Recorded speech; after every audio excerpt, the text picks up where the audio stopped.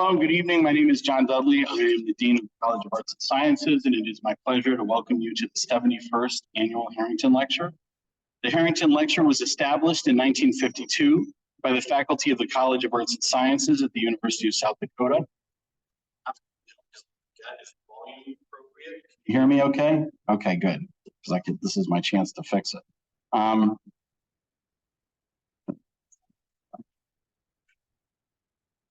Originally called the College Lecture, the title was changed in 1967 to honor Dean Albert W. Harrington upon his retirement.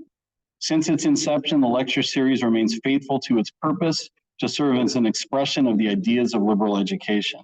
According to the lectureship's founding documents, quote, "The lecturer shall be one whose record as a scholar and teacher is in the best liberal arts tradition and whose achievement warrants recognition by the entire college," end quote.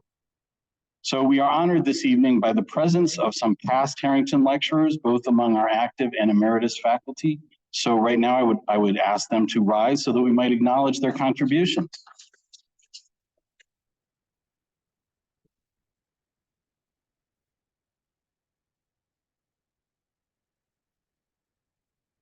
It's always kind of a fun moment to see everyone going back here. And we also have copies, if you were not aware, of the program for this evening, as well as copies of last year's lecture by Dr. Cliff Summers on the chair there, and there's some over here. So if you didn't get one, it's not your last chance. I want to say also thank you to the advisory committee of the College of Arts and Sciences for their work in selecting this year's lecture, and special thanks to Laura Carlson-McGoey, who makes all this stuff happen, and I want to give her a round of applause.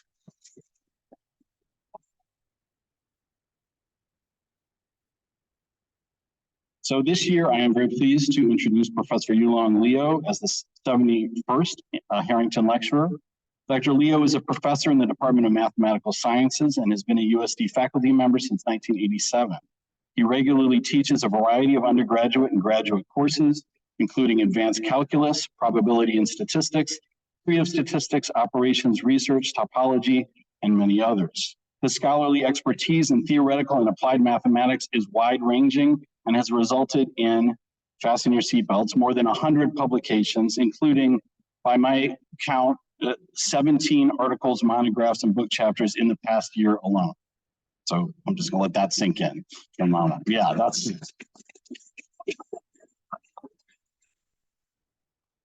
pretty impressive.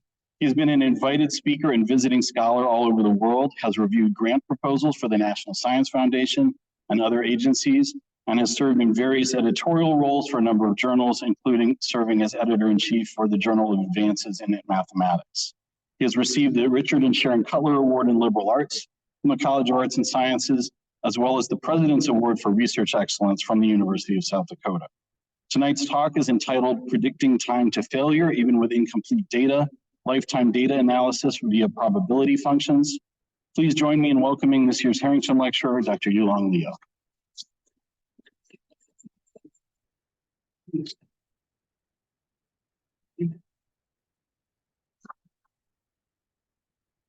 Thank you, Dean Dudley, for the wonderful introduction.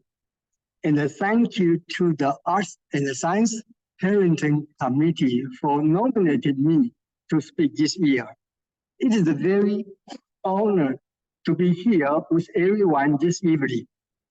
I hope that the lecture will inspire you to ask questions, explore new ideas, and learn more about how math can be used to understand different phenomena and solve problems in our world. I promised not to dive into difficult formulas. Instead, I will focus on presenting the basic concept and the procedure. So for anybody interested in diving deeper, please feel free to connect with me or ask questions. I'm available after the talk as well. But let's be honest, a mathematician promising to stay away from formula with a detailed proof, like your 2-year-old promising not to eat ice cream. A few formula may have found their way into later slides.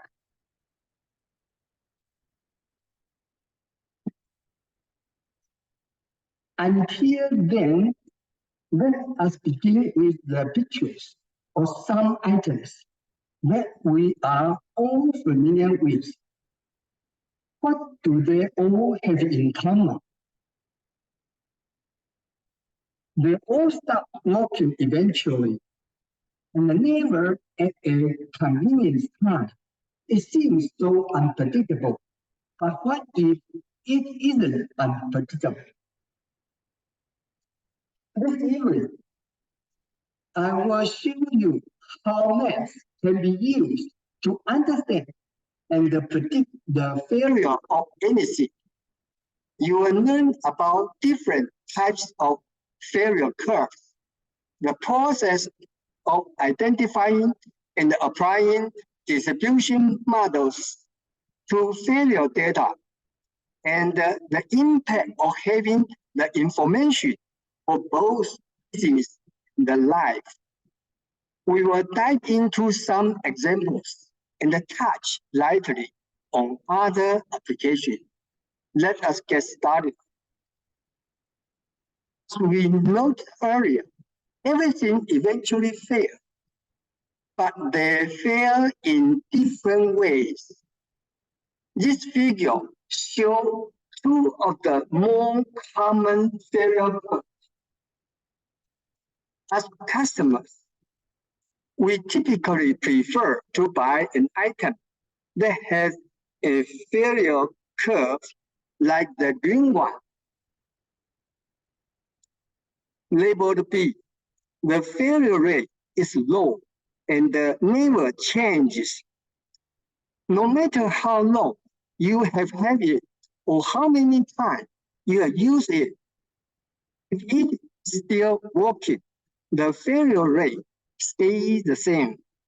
The downside is that the failure is random and it could stop working at any time without any warning. Most items, however, have failure rates that follow the blue curve labeled A. They have a higher failure rate at the beginning that decreases and smooths out over the time, then increase again toward the end of life. Most appliances on the market have constant failure rate during their useful lifetime joined within the bracket. This is because manufacturers try exaggerated tests to bring the failure rates of the appliances into this constant range. We can use these curves to help us understand the failure of anything. Let us see how.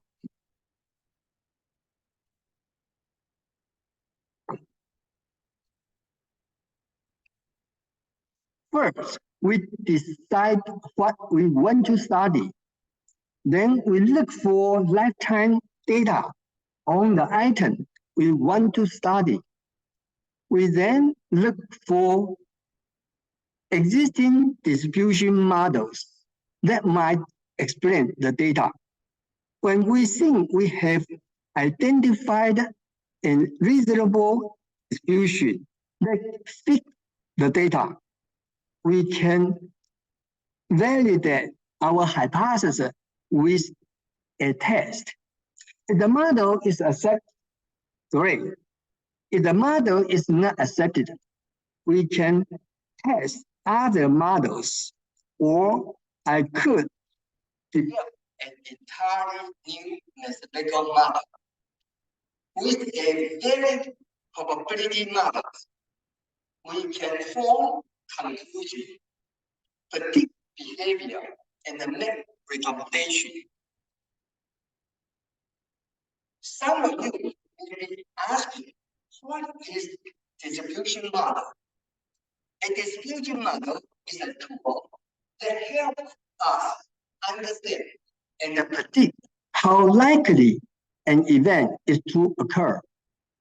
The most commonly discussed model might be the normal distribution, also known as the bell curve, like this one. Understand failure rates. However, we use lifetime distribution models, such as the Weibull distribution, generalized exponential distribution, gamma distribution, log normal distribution, and more. Let's look at the Weibull distribution and the generalized exponential distribution. You will notice these graphs are different from the normal distribution we saw on the previous slide. First, they are not symmetric. Second, their shape changes based on a shape parameter, like we show on this slide. I put the several different alpha there, and therefore,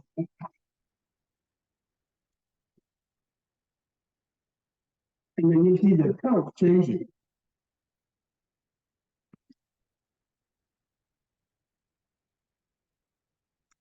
Let us look at the Weibull and the generalized exponential distribution. Okay, we've done this part. And here they are. I told you I could not resist showing some formulas. These are the functions we use for the Weibull distribution models to calculate several important concepts related to failure. Some of you may have noticed that when alpha is equal to 1, the probability density function is an exponential function.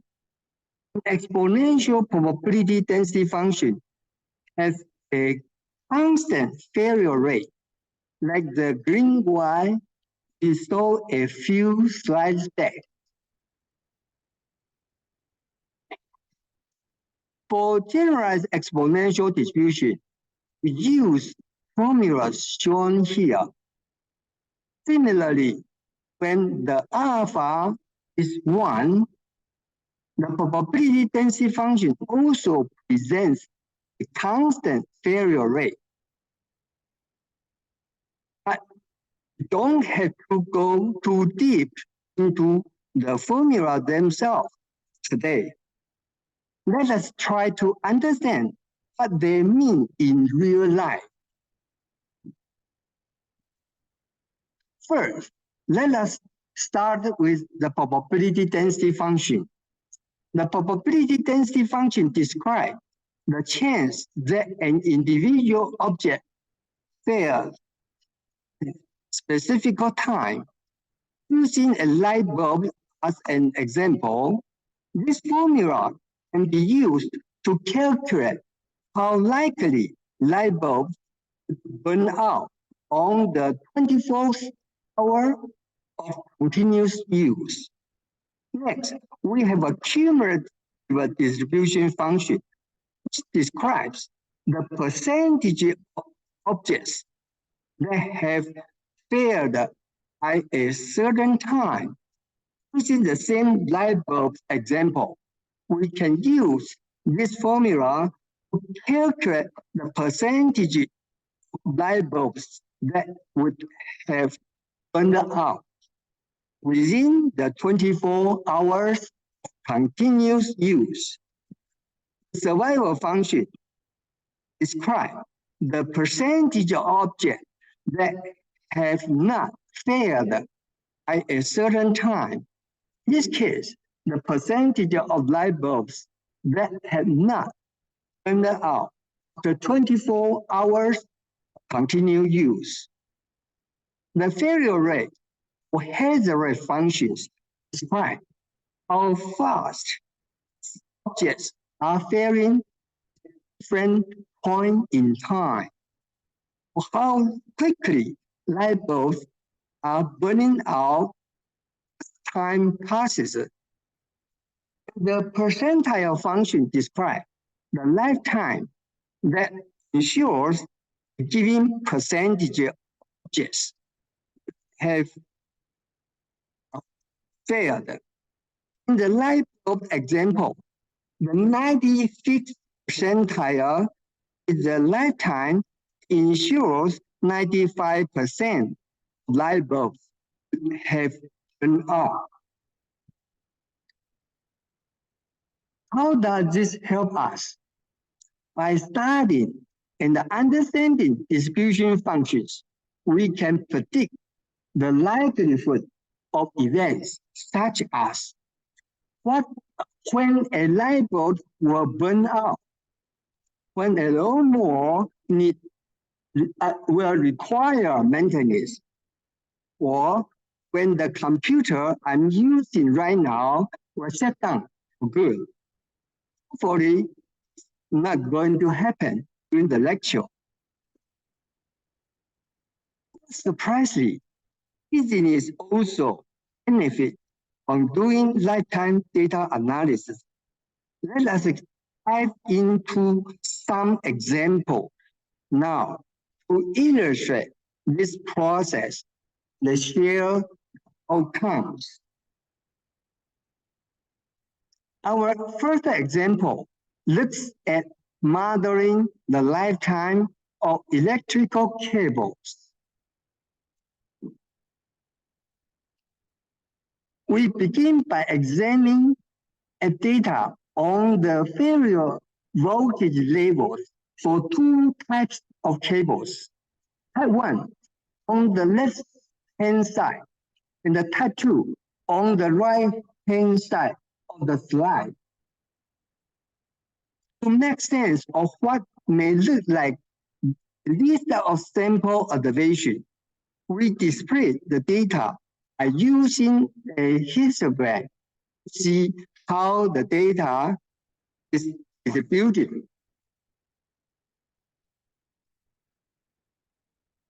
The histograms of both data sets indicate that the normal distribution is less likely to describe the data. The shape of the histogram are slightly lopsided and not symmetric. We can instead consider the Weber distribution because we can use parameter alpha to control the shape of the curve.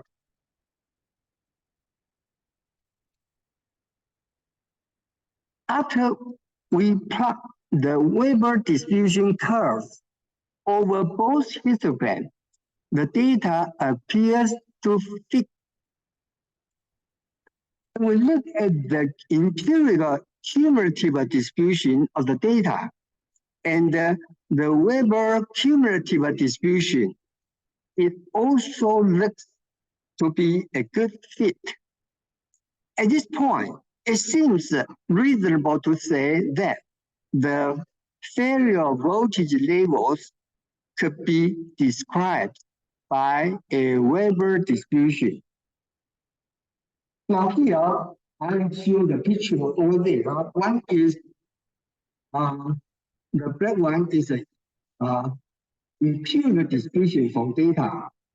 The color one is the cumulative distribution from a Weber distribution. So to draw this color curve, we need to have an input. Earlier time when we talk about Weber distribution, we have alpha parameter that should be estimated before we can get this curve there. I skip that part at this moment.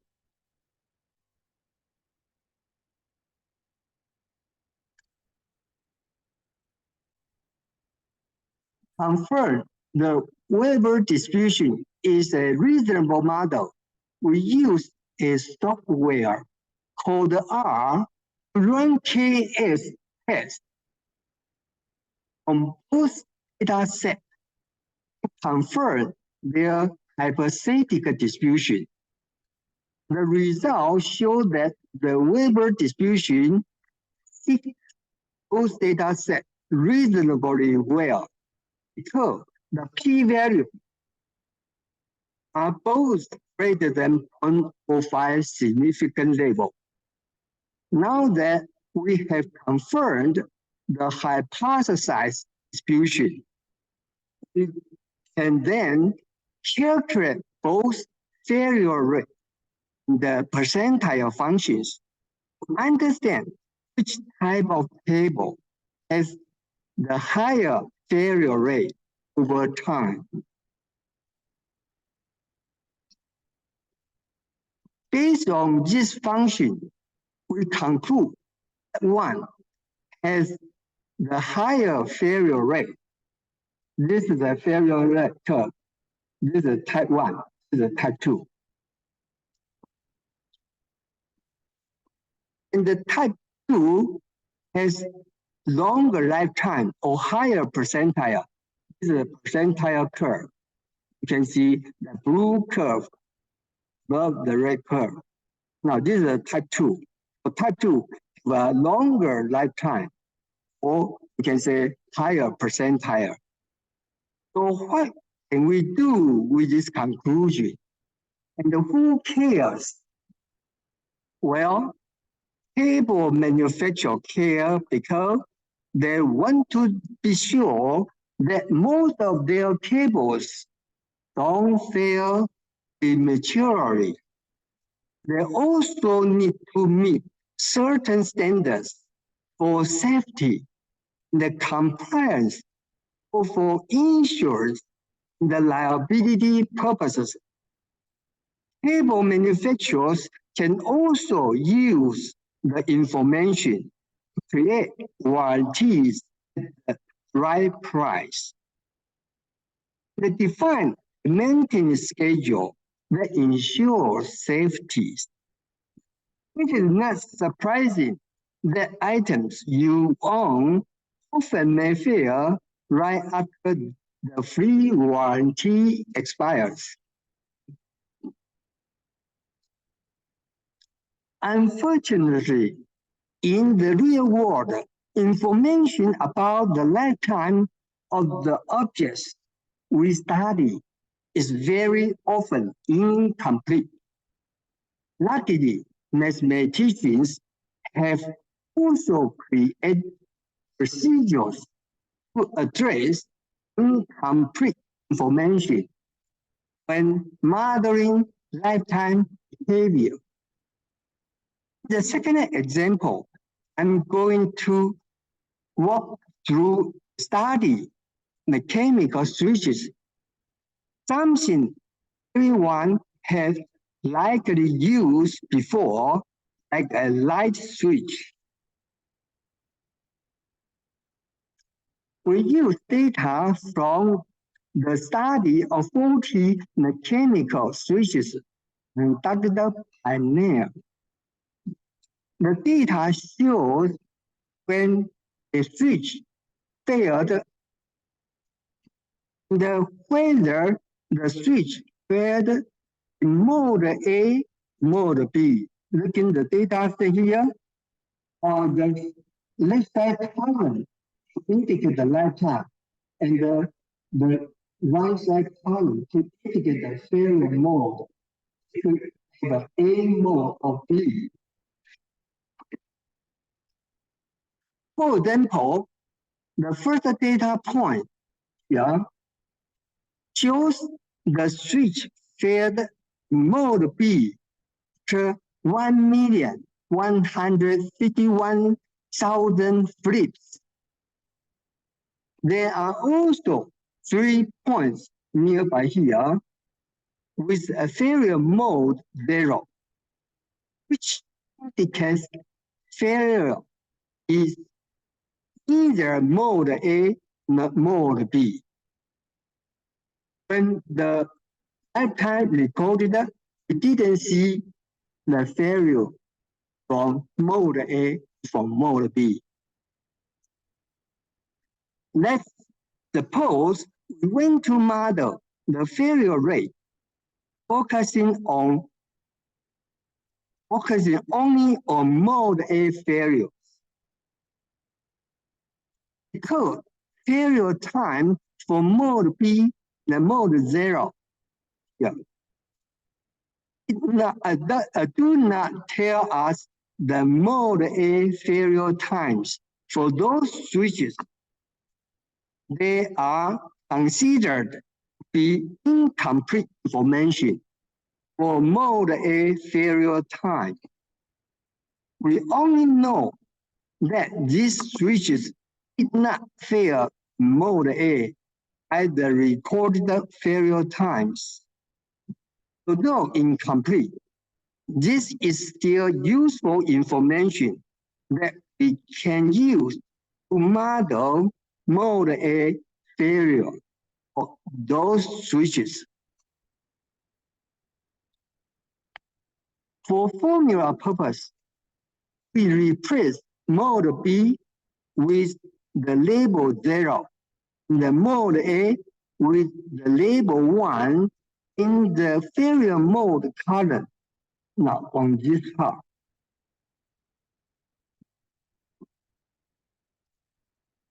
When we have incomplete information, we can use non-parametric method. This is the formula in the graph for a non-parametric estimate, the cumulative, non-cumulative distribution function for mode A failure time. In the formula, you can see a Z label there is the failure time for the switches. The M is either 1 or 0, means failure mode A or not A. The beauty of this method is that we need not assume a particular distribution function. We can also calculate other functions related to failure rate.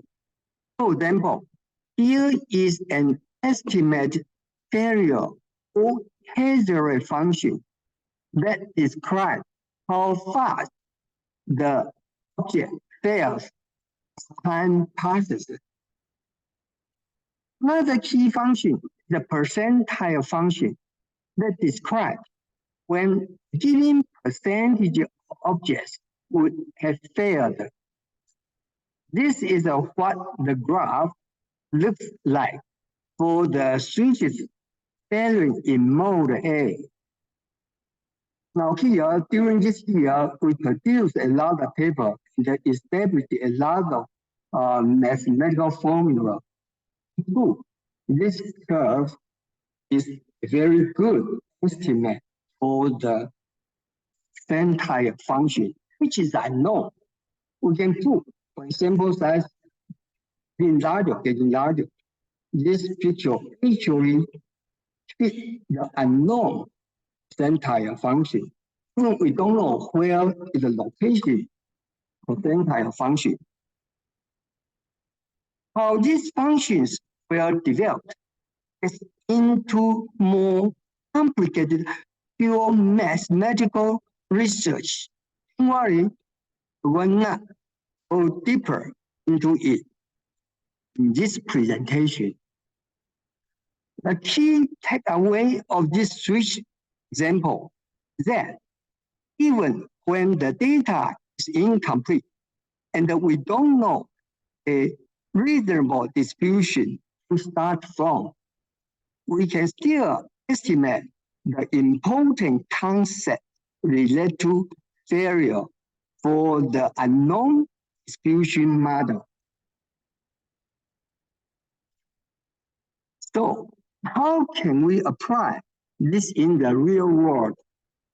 Who cares that the cable manufacturers, switch manufacturers cares about warranties, maintenance, and safety? These findings can also be used to help make decisions about product development. For example, the manufacturer may want to create something more durable and something less durable, so they can offer tiers of products at different prices. The last two examples show lifetime data analysis can be applied in manufacturing. However, the usefulness of this process extends far beyond cable and switches. For our last example, we will learn how we can model the lifetime of leukemia patients to better understand the effectiveness of a particular cancer treatment. We use data from the study of 40 leukemia patients conducted by Gihan. The number of weeks that the symptoms were reduced, controlled, or temporarily absent for each patient shown on slides. One was treated with 6MP. The group 2 was not treated with drug 6MP. This is group 2. This is a You will notice that some of the data in group 1 are marked with a star. This means the data is censored that has incomplete information, similar to what we saw in example 2. Here, data marked with a star indicate incomplete remission and information. For example, the first patient in the group 1 was found to be in remission week 6. The patient did not come back in week 7. So we don't know if the cancer stayed in remission. Here, the usual lifetime distribution are not well suited to model the data because it contains 2 or more different groups for comparison. These are we have 2 groups here. Normally, we would consider using the CAC regression model, a proportional failure rate model.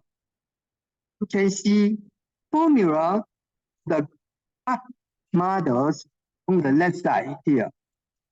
Unfortunately, our data doesn't include insight about the differences in the physical condition of each patient.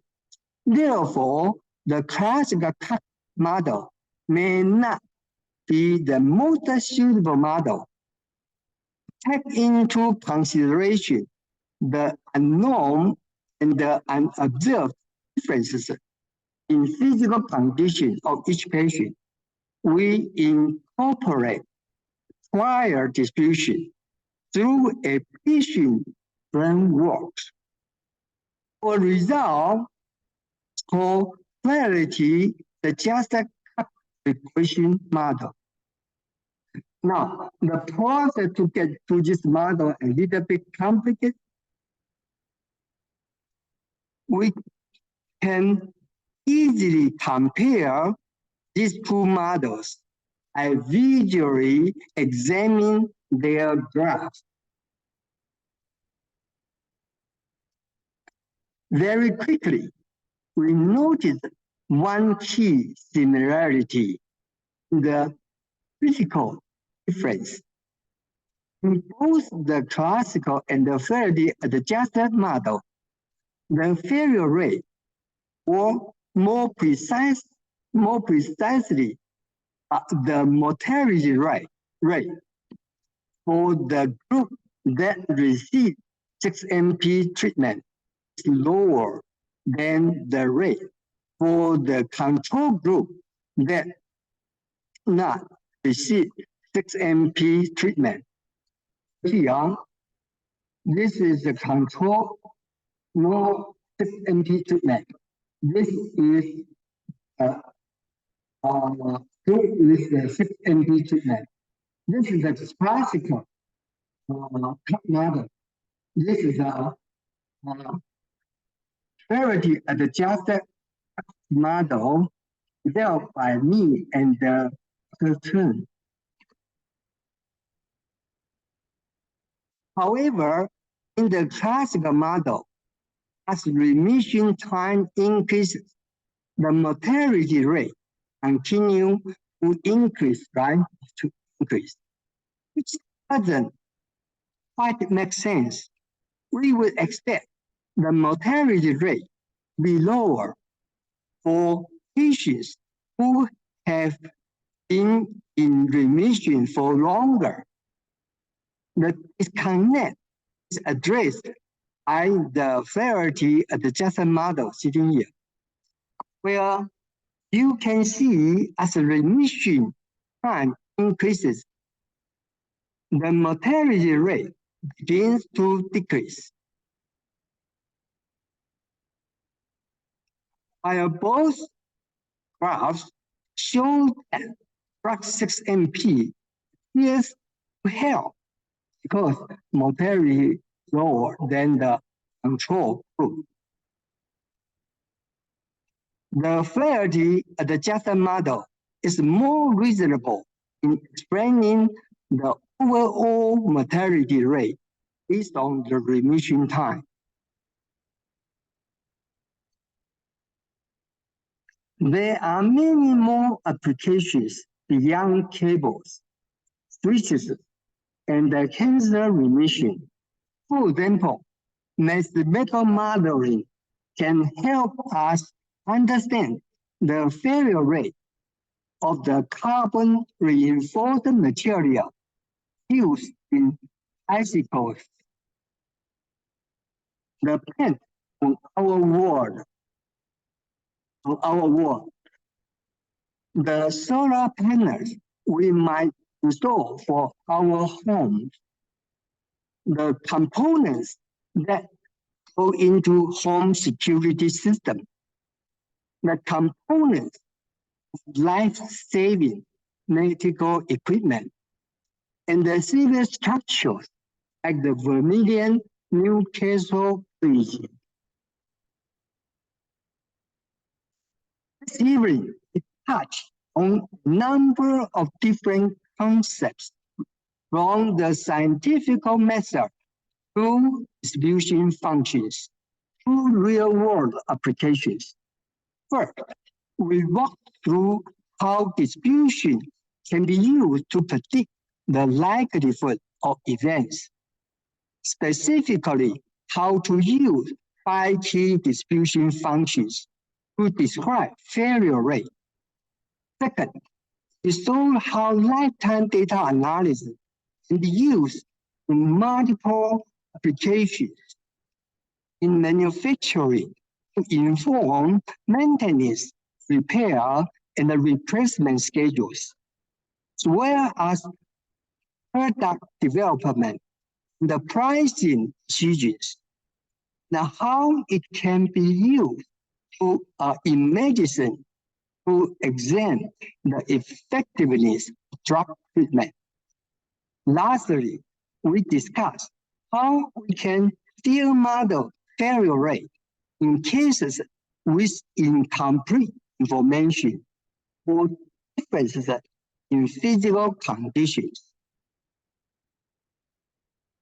I hope this brings into the power of lifetime data analysis inspires you to look for other ways you can use math in everyday life to help you with anything from answering trivial features to solve real-world problems. Thank you again for this opportunity to introducing you to lifetime data analysis. Some of my research, and most of all, my love of math. Special thanks to the committee member for this nomination, and Lara for your support through the planning and logistics of making this event possible. Would be happy to connect after the talk if anyone with media choose. For everyone else, please